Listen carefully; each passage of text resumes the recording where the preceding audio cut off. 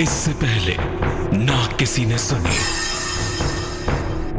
ना किसी ने देखी इतनी सटीक भविष्यवाणी। चाल चक्र। नमस्कार, बहुत बहुत स्वागत है आपका चाल चक्र में। मैं हूं आपके साथ शिरोमणि सचिन। नवरत्न आपकी जिंदगी के अंदर हर तरीके से आपको महावरदान दे सकते हैं, आपकी जिंदगी में चमत्कार भी कर सकते हैं। नवरत्नों को धारण करने से पहले आपको सोचना चाहिए, समझना चाहिए नवरत्न कैसे आपको शुभता देंगे और ये शुभता कैसे वरदान में परिवर्तित हो जाएगी, ये भी आपको जानना है। और जीवन की तमाम समस्याओं को खत्म करने की क्षमता रखते हैं नवरत्न। कौन से लग्न वाले व्यक्ति को कौन सा रत्न धारण करना है और कौन से लग्न वाले व्यक्ति को कौन सा रत्न धारण नहीं करना है, यही आज चर्चा होगी चाल चक्र में। लेकिन सबसे पहले जान लेते हैं क्या है खास चाल चक्र में। चाल चक्र में बताएंगे नवरत्नों से मिलेगी नवग्रहों की महाकृपा और सोच समझकर ही आपको धारण करने हैं रत्न। रत्न पहनने से कैसे मिलेगा आपको महावरदान और साथ ही साथ होगी राशियों की सटीक भविष्यवाणी और जानेंगे क्या है खास आज के शुभ पहर में। लेकिन सबसे पहले जान लेते हैं आज का पंचांग। आज माघ कृष्ण पक्ष की सप्तमी तिथि है, चित्रा नक्षत्र है, चंद्रमा तुला राशि में ही संचरण करेंगे।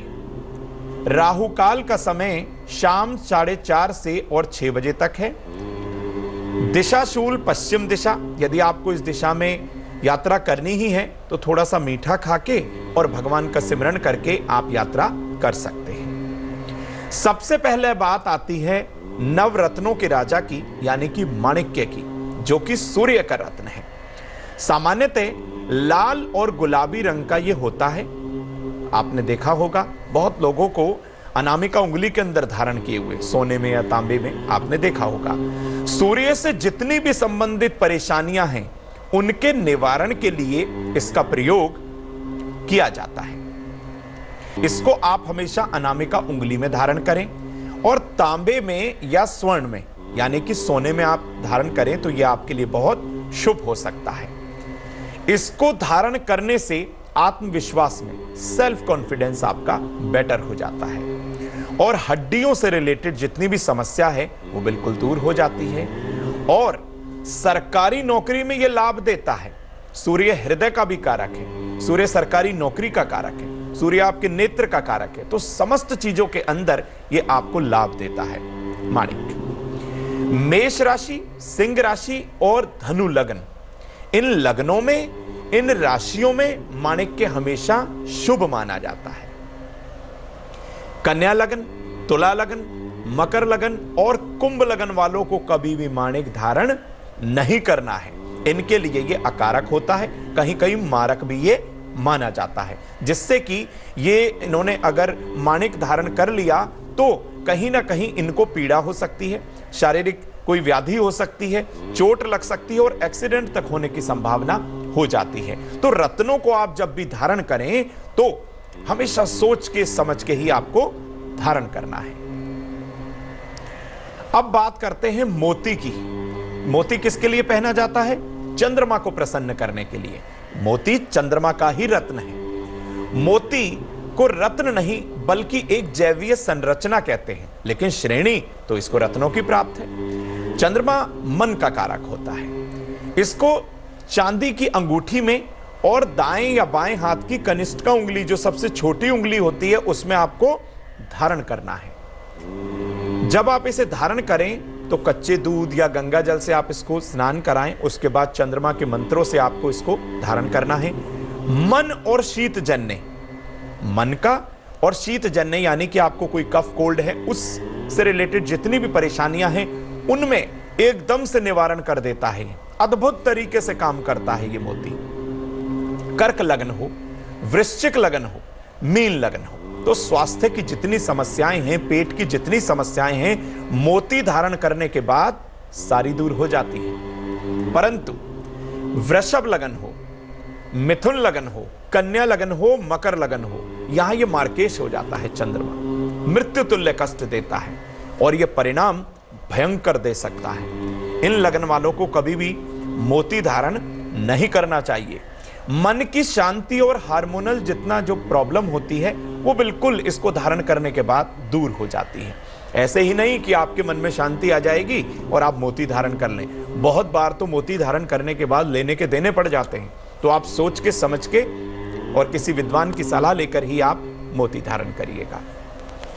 अब बताते हैं आपको मूंगे के बारे में। मूंगा मंगल का रत्न है।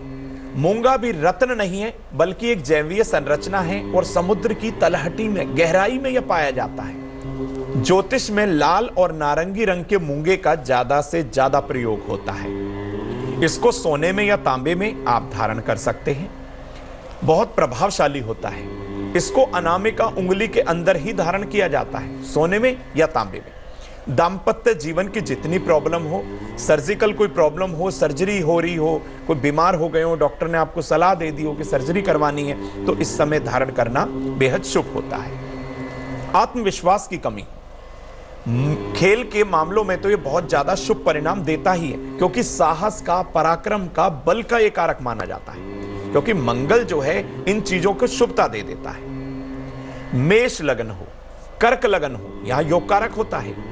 सिंह लगन हो, वृश्चिक लगन हो और धनु लगन में मूंगा धारण करना सर्वोत्तम माना जाता है। मूंगा कई तरीके का आता है।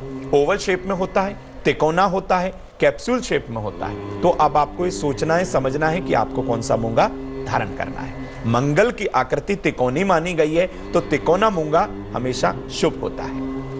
मिथुन, कन्या और तुला लगन वालों को मूंगा तो छूना भी नहीं चाहिए। बहुत खतरनाक होता है, मारक होता है, पहनते ही एक्सीडेंट करा देगा, तो ये बहुत हानिकारक माना जाता है। अब बारी आती है पन्ने की, यानी कि पन्ना जो रत्न है वो बुध का रत्न है।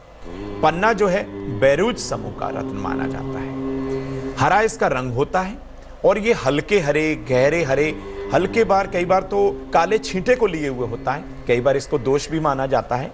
इसको चांदी में कनिष्ठिका उंगली में बाएं या दाएं हाथ में धारण करना चाहिए।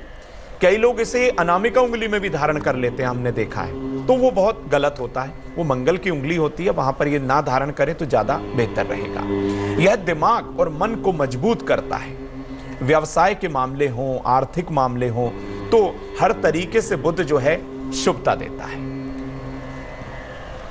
वृषभ लगन, मिथुन लगन, कन्या और मकर लगन में तो ये अद्भुत परिणाम ही देता है, क्योंकि यहां ये नवम भाव का स्वामी हो जाता है, कहीं लग्नेश हो जाता है, तो हमेशा इनके साथ शुभ करता है। लेकिन वहीं उसके उल्टा मेष लगन में और इसके परिणाम जो है कभी कभी खराब भी हो जाते हैं। कर्क लगन में भी खराब हो जाते हैं और साथ ही साथ वृश्चिक लगन में भी ये कई बार हानि पहुंचा देता है। तो इसे सोच समझकर ही आप धारण करें। किसी योग्य विद्वान ब्राह्मण की सलाह लें, उसके बाद आपको ये पन्ना धारण करना है। ऐसा नहीं कि आपको व्यापारिक समस्या हो गई और आपने पन्ना धारण कर लिया, तो ये बहुत ज्यादा अशुभता भी दे देता है। कई बारी दिमागी जो है संतुलन बिगाड़ देता है, क्योंकि आपके मस्तिष्क का कारक है पन्ना। बुध जो है मस्तिष्क का कारक माना जाता है और बुध को प्रसन्न करने के लिए पन्ना धारण किया जाता है, तो ये बहुत गड़बड़ भी कर सकता है। तो इसलिए सोचिए, समझिए, सलाह लीजिए, उसके बाद ही आपको पन्ना रत्न धारण करना है। अब बारी आती है पीले पुखराज की। बहुत लोगों को आपने देखा होगा, हमारी माताएं, बहनें, महिलाएं, बिटिया इस उंगली के अंदर, तर्जनी उंगली के अंदर पीला रत्न धारण करे रहती हैं। अमूमन आपने देखा होगा बहुत सारी महिलाएं पहने रहती हैं। पुखराज हालांकि कई रंग का होता है, गुलाबी होता है, हरा होता है, पीला होता है, सफेद होता है, कई रंग का पुखराज है। मैंने तो रंग बिरंगा पुखराज भी देखा है जिसमें कई रंग थे, हरा भी, पीला भी, गुलाबी भी और बहुत गहरे रंग का वो पुखराज था। तो पुखराज को हमेशा बृहस्पति के लिए इस्तेमाल किया जाता है। इसको सोने में और तर्जनी उंगली में धारण करना हमेशा शुभ माना जाता है, या आप ना धारण करना चाहें तो लॉकेट के रूप में धारण कर सकते हैं। यह इंसान की, व्यक्ति की आध्यात्मिक शक्ति को बढ़ाता है, वाणी को प्रभावित करता है, आपको आपके धर्म से जोड़ता है, ज्ञान में वृद्धि करता है। बृहस्पति ज्ञान का कारक है, विवेक का कारक है, आपको सोचने समझने की शक्ति देता है कि क्या आपको सही करना है, क्या आपको गलत करना है। कर्क लगन के लिए वृश्चिक लगन के लिए, धनु और मीन लगन के लिए सर्वोत्तम इसका परिणाम है। और वैसे मैंने देखा है कई बार कि पुखराज ज्यादा इतना नुकसान नहीं देता, क्योंकि गुरु का रत्न है, गुरु कभी किसी का अनिष्ट नहीं करते। फिर भी सोच समझ कर ही पुखराज धारण करना चाहिए। वृषभ लगन, तुला लगन, मकर लगन और कुंभ लगन वालों को तो इसको छूना भी नहीं है, धारण करने की तो बात दूर है। इनके लिए ये प्राण घातक हो सकता है, यानी कि बहुत दिक्कत कर सकता है। तुला लगन के अंदर तो तृतीयेश और षष्ठेश होता है, हर तरीके से हर काम में ये विपदा लाएगा, टेंशन लाएगा, बाधाएं डालेगा, अड़चन डालेगा, बहुत दिक्कत करेगा, तो इसलिए उनको धारण नहीं करना है। कन्याओं के विवाह की समस्या भी बहुत जल्द खत्म कर देता है, इसलिए कन्याओं को ज्यादातर ये धारण करवाया जाता है। अब बताते हैं आपको शुक्र के बारे में। इसका कौन सा रत्न है साहब? हीरा धारण किया जाता है। हीरा शुक्र का रत्न है और ओपल इसका उपरत्न है। ओपल भी धारण करता है। हीरा काफी कॉस्टली होता है, उसके बजाय आप ओपल भी धारण कर सकते हैं यदि उत्तम क्वालिटी का है। इसे चांदी या प्लेटिनम में तर्जनी उंगली में या अनामिका उंगली में धारण करना चाहिए। यह प्रेम, सौंदर्य, चमक, संपन्नता, लग्जरीज का कारक माना जाता है। उस चीजों में ये इतनी वृद्धि कर देता है कि आप स्वप्न में नहीं सोच पाते। परंतु अगर जरा भी नुकसान देने पे आए तो वैवाहिक जीवन में उथल पुथल मचा देता है। हमने ऐसी जगह भी देखा है कि कोई व्यक्ति आए, उन्होंने कहा कि आप ओपल धारण करिए, हीरा धारण करिए, उनकी वैवाहिक जिंदगी डे बाई डे खराब होने लग गई। जैसे ही उन्होंने धारण करने के पश्चात जो उसको हटाया तो सारी वैवाहिक समस्याएं ऑटोमेटिकली खत्म होने लग गई।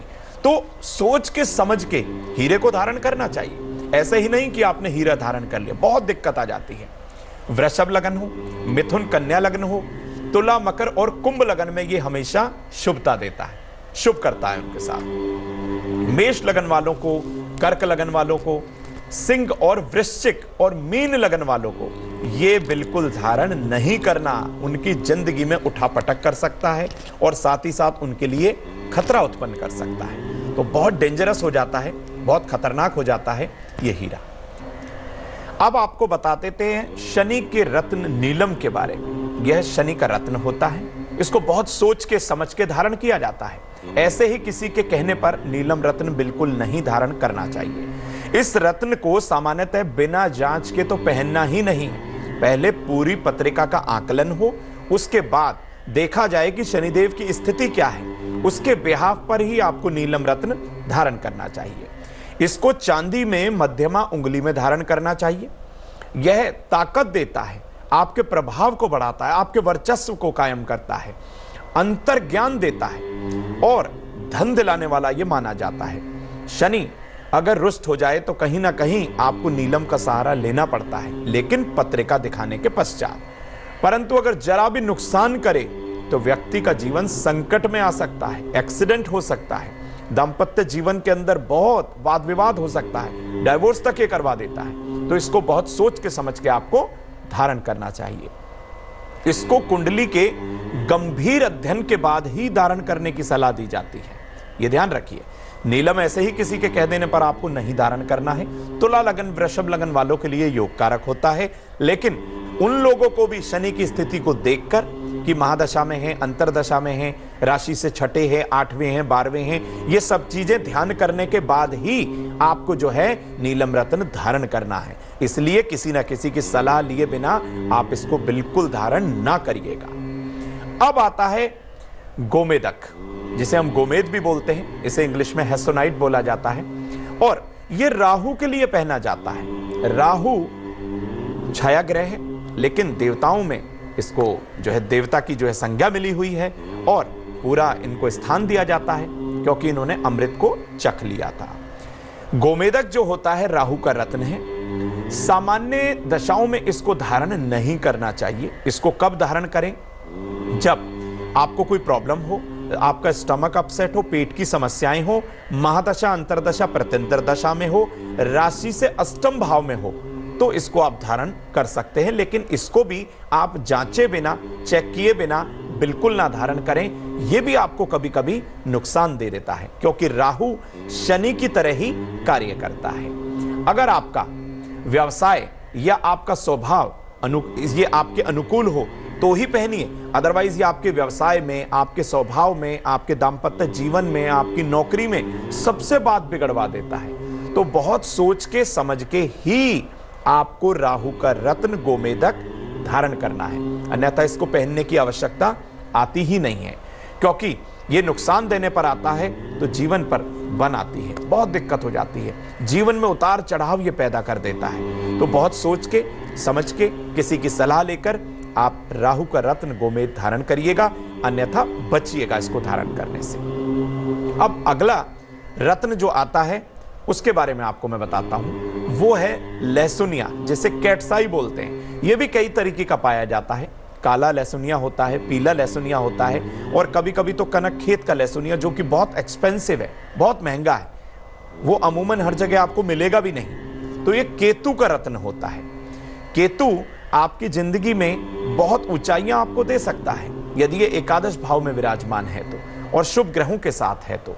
हर तरीके से बृहस्पति के साथ ये शुभता भी दे देता है, क्योंकि गुरु की तरह काम करता है, ये मंगल की तरह कार्य करता है। तो केतु का रत्न धारण करते समय आपको कुंडली का पूरा आकलन करवाएं, उसके बाद ही आपको ये धारण करना है। कुंडली में केतु अनुकूल हो, आपके फेवरेबल हो, तभी आप धारण करिएगा, अन्यथा आपने धारण कर लिया तो चर्म रोग हो सकता है, स्नायु तंत्र की समस्या हो सकती है, और कई बार नकारात्मक शक्तियों से बचने के लिए भी इसको धारण कर सकते हैं, लेकिन किसी की सलाह से, क्योंकि रत्न जो धारण किए जाते हैं वो हमेशा किसी न किसी व्यक्ति की सलाह से ही धारण करें। अपने आप मार्केट से लेकर आप रत्न बिल्कुल भी ना धारण करें, ये आपको नुकसान दे सकते हैं। किसी के कहे अनुसार आप ना धारण करें, किसी न किसी स्पेशलिस्ट की आप सलाह अवश्य लें। दैनिक राशिफल बताने से पहले और शुभ पहर बताने से पहले अभी समय है निरोगी भाव में क्या है खास जानने का। तो आइए जान लेते हैं क्या है खास। चावल के पानी से अपना चेहरा, अपना फेस सुबह सुबह के समय आप धोएं, इससे आपके चेहरे की सुंदरता भी बढ़ेगी, आपके चेहरे की जो झाइयां हैं, जो कालापन है, वो डे बाय डे कम हो जाएगा। इसको कुछ दिन लगातार आप करके देखिए, लाभ जरूर होगा। आइए अब जान लेते हैं आज का राशिफल। मेष राशि, सेहत में सुधार होगा, पिता का सम्मान करें, दही का दान जरूर करें, शुभ रंग आपके लिए हरा, भाग्य प्रतिशत होगा 87। वृषभ राशि, व्यापार में उतार चढ़ाव होगा, किसी भी काम में देरी ना करें, गुड़ का दान करें, शुभ रंग आपके लिए नीला, भाग्य प्रतिशत होगा 75।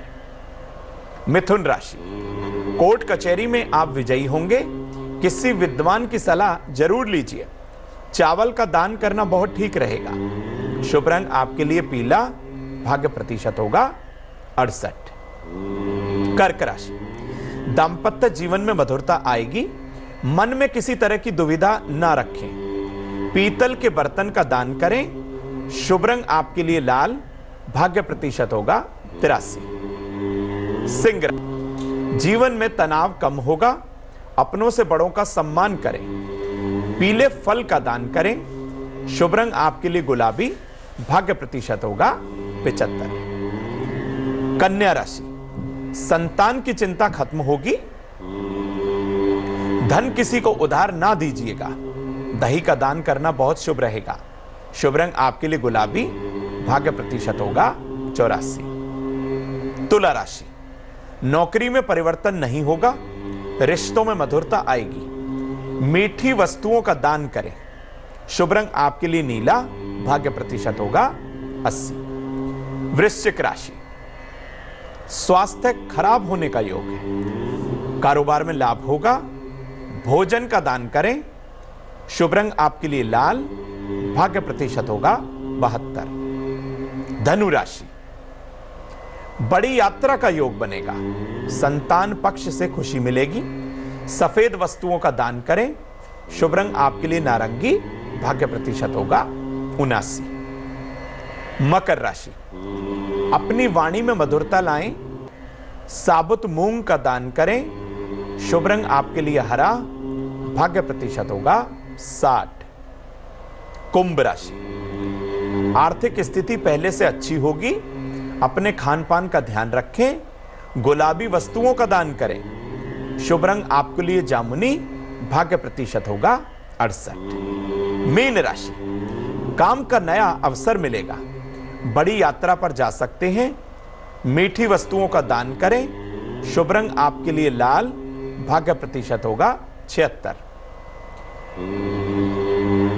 अब एक कॉलर हमारे साथ जुड़ी हैं जिनका नाम शीला है, जो दिल्ली से है। जी शीला जी, क्या प्रश्न है आपका? आप प्रश्न पूछिए। पंडित जी। जी प्रणाम। हाँ जी, मुझे अपनी बिटिया के बारे में पूछना है। जी, उनकी जन्म की तारीख बताएं। हाँ जी, उसकी जन्म तारीख है 3/5/1996। 3/5। हाँ जी। 3 मई 1996। हाँ जी। जन्म का समय है रात को 11:15। रात्रि 11:15। जन्म का स्थान बताएं। प्लेस रोहतक। जी, प्रश्न हाँ जी, पूछें। हमें ये पूछना है, उसने नेट का और जीआरएफ का एग्जाम दिया है, क्या वो क्लियर कर पाएगी, और उसकी जॉब वगैरह और शादी वगैरह कब तक होगी, गवर्नमेंट जॉब मिलेगी या नहीं? बहुत ही उत्तम पत्रिका है आपकी पुत्री की। धनु लग्न की यहाँ पर पत्रिका, स्वराशि का बृहस्पति लग्न के अंदर, लेकिन शनि और केतु की युति इनके चतुर्थ भाव में हर कार्य के अंदर कुछ ना कुछ विपदा आ सकती है, टेंशन आ सकती है। उस टेंशन को, उस परेशानी को कैसे आप दूर करें? इन्हें 5.25 रत्ती का आप कम से कम एक माणिक रत्न जरूर धारण कराएं और इनके हाथ से गौ की सेवा करवाएं। हरा चारा गाय को ये खिला सकती हैं हर शुक्रवार के दिन या हर बुधवार के दिन। अब एक आपको उपाय और बता देता हूं, वो भी आप जरूर करवाइएगा। हो सके तो इनसे कहिए सुबह जल्दी उठें, भगवान सूर्य को तांबे के लोटे से जल भी दें। ऐसा लगातार कुछ दिन करवा दीजिए, लाभ जरूर होगा। एक दर्शक हमारे साथ जुड़े हैं धनबाद से, सज्जन कुमार जी हैं। जी सज्जन जी, बताएं क्या प्रश्न है आपका? सर जी, हमारे 20 मार्च 1957 का जन्म है। 20 मार्च 1957। रात में 9:46। जी, 20 मार्च 1957। जन्म का समय क्या बताया आपने? रात को 9:46। जी सर जी, ऐसा है ना कि हमारे तो जैसे ब्लड रिलेशन जितने भी थे ना, सबसे संबंध टूट रखे हैं। अच्छा। और कोई से संबंध अच्छे होते नहीं है। अच्छा, जन्म का स्थान? 2 लड़के, जन्म स्थान ऐसे झरिया में जन्म हुआ हमारा। जी, जिला धनबाद। धनबाद जिला। जी, आपके पारिवारिक संबंध ठीक नहीं है पूरे, मैंने सहस न समझ लीजिए, जिसे बोला जाता ना कि कुछ नहीं है, नील। अच्छा। जीरो। देखिए, जो आपने डिटेल दी उसके हिसाब से तुला लग्न की पत्री और लग्न के अंदर राहु, देखिए सबसे पहले तो एक तो लग्न के अंदर राहु तुला राशि का कहीं ना कहीं रह के शुभता दे देगा, लेकिन शनि चंद्रमा का विषयोग आपके कुटुंब भाव में, ये द्वितीय भाव जो होता है हमारे परिवार का होता है, कुटुंब का होता है। यदि यहाँ पापी ग्रह बैठ जाएं तो कहीं ना कहीं परिवार के अंदर वाद विवाद करा के आपको उनसे विमुख करा देते हैं, अलग करा देते हैं। यही आपकी पत्रिका में हुआ। जो आप कह रहे हैं बिल्कुल सत्य है आपकी बात। चंद्रमा और शनि का विषयोग आपके द्वितीय भाव में है। हर मंगलवार और शनिवार के दिन सुबह या फिर सूर्यास्त के बाद आपको सुंदरकांड का पाठ करना है। इसे आप कुछ दिन लगातार करते रहिएगा, आपको लाभ दिखेगा। और हर मंगलवार के दिन हनुमान मंदिर जाकर तिल के तेल का एक दिया प्रज्वलित जरूर करना है, और हो सके तो वहां पर भी आप हनुमान चालीसा का पाठ करें।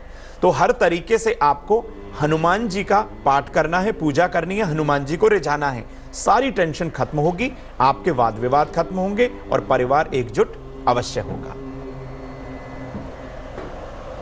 एक दर्शक और जुड़ी है हमारे साथ, कविता जी हैं, ये कानपुर से हैं। जी कविता जी, क्या प्रश्न है आपका? नमस्ते पंडित जी, मेरा नाम कविता है जी। मैं ये पूछना चाहती हूँ कि एक संतान है मेरी जी, जिसकी डेट ऑफ बर्थ है 24 दिसंबर 2017। जी, 23 दिसंबर 2017। 2024 जी, 24 दिसंबर 2017 शाम को 5:22 पर देहरादून में। जी जी, मेरी बेटी की सेहत तो अच्छी नहीं रहती है।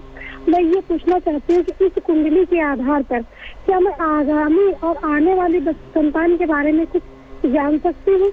जी, आपने जन्म का समय क्या बताया देवी जी? जन्म का समय बता दीजिए। 5:17।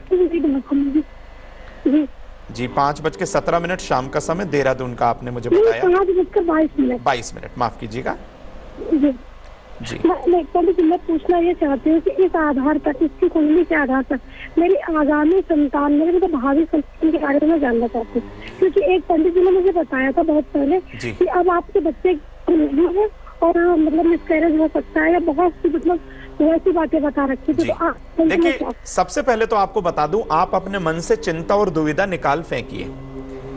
अब आप एक उपाय जरूर करें। इस पत्रिका में माना कि बिटिया का स्वास्थ्य ठीक नहीं है, क्योंकि सूर्य, शनि और शुक्र की युति इनके सप्तम भाव में होने से इन 3 पापी ग्रहों की दृष्टि, शुक्र भी यहाँ पापत्व को प्राप्त कर गया है, तो इन सूर्य, शनि की और शुक्र की दृष्टि आपकी बिटिया के लग्न पर है, जिससे क्या है कि उसका स्वास्थ्य डे बाई डे डाउन हो रहा है। एक तो अपनी बिटिया का वजन कराइए, वजन के बराबर हरा चारा किसी गौशाला में दान करिए, हर अमावस्या पर, हर शनिवार को और हर शुक्रवार को करिए। अब आपको बताता हूं, इनकी पत्रिका के अंदर जो है मंगल और बृहस्पति की युति पंचम भाव में है, तो पेट से संबंधित कोई परेशानी ना हो तो इन्हें हमेशा शुद्ध जल का सेवन कराइए, डॉक्टर से सलाह लेते रहिएगा, और आने वाला समय इनकी बीमारी का ठीक होने का संकेत दे रहा है। घबराइएगा बिल्कुल मत, आने वाली संतान आपको उत्तम ही प्राप्त होगी। आइए अब बात करते हैं उनकी जिनका आज जन्मदिन है।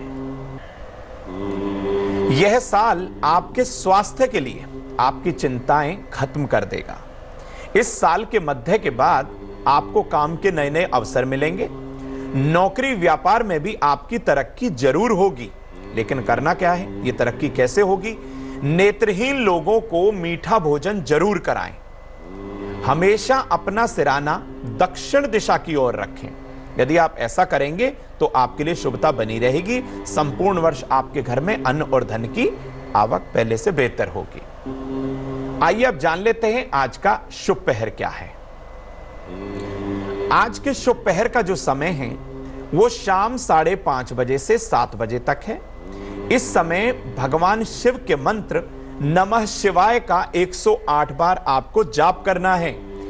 अपने घर में मंदिर में जाकर एक गाय के घी का दिया या सरसों के तेल का दिया, जो उस समय अवेलेबल हो, आप जरूर जला दीजिएगा। ऐसा करना आपके लिए काफी लाभप्रद होगा। आज के लिए चाल चक्र में बस इतना ही। मुझे दीजिए इजाजत। लेटेस्ट खबरों के लिए यूं ही देखते रहिए तेज, और इस वीडियो के पसंद आने पर लाइक, शेयर एंड सब्सक्राइब करना ना भूलें।